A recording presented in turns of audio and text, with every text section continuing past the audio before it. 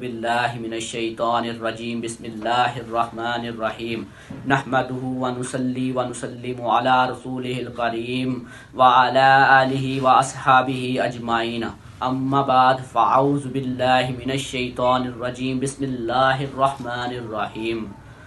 میرا آج کا موضوع یہ ہے کہ اللہ تعالیٰ کا شکر ادا کرنے پر عطاؤں کی بارش۔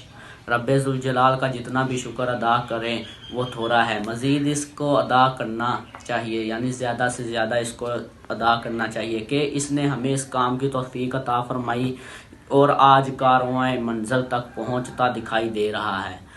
آج کل کوئی بھی امیر بندہ کسی بندے کی مدد کر دے نا تو بندہ اس کو جھک جھک کے سلوٹ کرتا ہے، سلام کرتا ہے، اسے اچھے سے بات کرتا ہے، اس کو چودھری صاحب کہتا ہے اور رب کی نعمتوں کو یاد نہیں کرتا۔ بندے کو یاد کرنا چاہیے نا اپنے رب کی نعمتوں کو۔ اس نے اسے کروڑوں کی آنکھیں دی ہیں، کروڑوں کے کان دیے ہیں، کروڑوں کا منہ دیا ہے، اسے چلنے کے لیے ٹانگیں دی ہیں، اس کو دیکھنے کے لیے آنکھیں دی ہیں۔ اس سے زیادہ کیا ہو سکتا ہے؟ کوئی امیر بندہ بھی نہیں ایسا کام کر سکتا جو اللہ تعالیٰ نے ہم پہ نوازشیں کی ہوئی ہیں۔ اس کا شکر ادا کرتے نہیں ہیں۔ بندہ اس کا شکر ادا کرے، نمازیں پڑھے، روزہ رکھے اور شکر ادا کرے اللہ تعالیٰ کا، اس سے اس کا رب بھی راضی ہوگا اور جنت میں داخلے کا سبب بن جائے گا۔ اللہ تعالیٰ ارشاد فرماتا ہے ان شکرتم لا ازیدنکم۔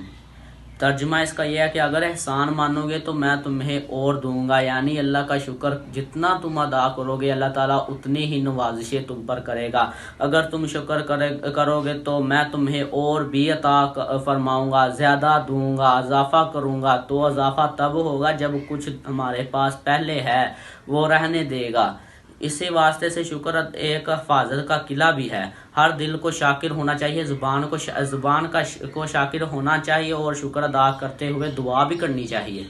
انشاءاللہ اپنے رب کے دربار میں ساری درخواستیں پیش کرنی چاہیے۔ بندہ رو رو کے اللہ کے سامنے سجدہ کرے اور سجدے میں روئے اور تنہائی میں بیٹھ کے سجدہ کر کے روئے، اللہ سے مانگے، بجائے کسی امیروں سے مانگے، بجائے کسی لوگوں کے آگے جا کے ہاتھ پھیلائے، اللہ سے مانگے، اللہ اس کو دے گا، ضرور دے گا۔ انشاءاللہ میرا ایمان ہے کہ جب اللہ سے بندہ کوئی دل سے مانگتا ہے نا تو اللہ اسے عطا فرماتا ہے، اور وہ اپنے محبوب علیہ السلام کی تصدیق میں قبول فرمائے گا، یعنی وہ اپنے رسول اللہ صلی اللہ علیہ وآلہ وسلم کے وسیلے سے پیش کریں گے نا۔ اگر ہم اپنے رسول صلی اللہ علیہ وآلہ وسلم کے وسیلے سے دعا مانگیں گے تو ضرور اللہ تعالی ہماری دعا قبول فرمائے گا۔